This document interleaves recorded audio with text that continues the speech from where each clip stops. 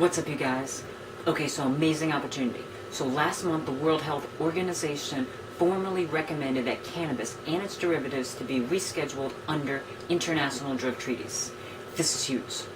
And so now the FDA wants, and I will quote, interested persons to submit comments on the notifications from the United Nations concerning these drug substances.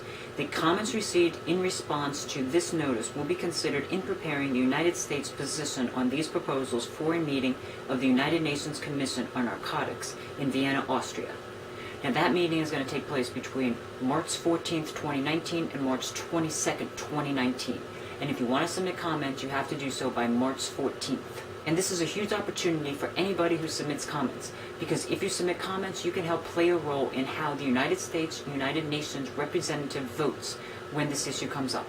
Now, this is a monumental shift on the World Health Organization's policy regarding cannabis. So last month, they called for whole plant cannabis and marijuana resin to be removed from Schedule 4, which is the most restrictive category of a 1961 drug treaty. And they also called for THC and its related compounds to be completely removed from a different 1971 drug treaty. And I will quote them on their decision. The evidence presented to the committee did not indicate that cannabis plant and cannabis resin were particularly liable to produce ill effects similar to the effects of the other substances in the Schedule 4 of the 1961 Single Convention on Narcotic Drugs. They went on to say, in addition, preparations of cannabis have shown therapeutic potential for treatment of pain and other medical conditions such as epilepsy and spasticity associated with multiple sclerosis.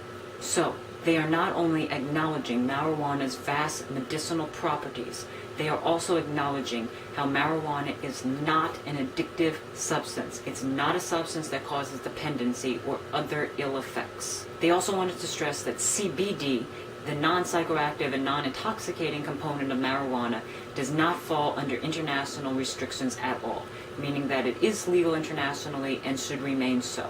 To quote them on CBD, CBD is found in cannabis and cannabis resin, but does not have psychoactive properties and has no potential for abuse and no potential to produce dependence. They went on to say it does not have significant ill effects. So they wanted to stress very hard that CBD, no matter how you take it, whether you take it with an oil tincture or even smokable flowers, how that is a legal way to consume it and how it should remain so. So this just continues to show how the tide is changing in terms of marijuana legalization and how people are waking up to the truth. So if you guys want to submit comments on how you support rescheduling and reclassifying marijuana, you can really be a part of history. I'm going to submit my comments, so you guys can just click the link down below to submit your comments. Remember, they have to be in by March 14th.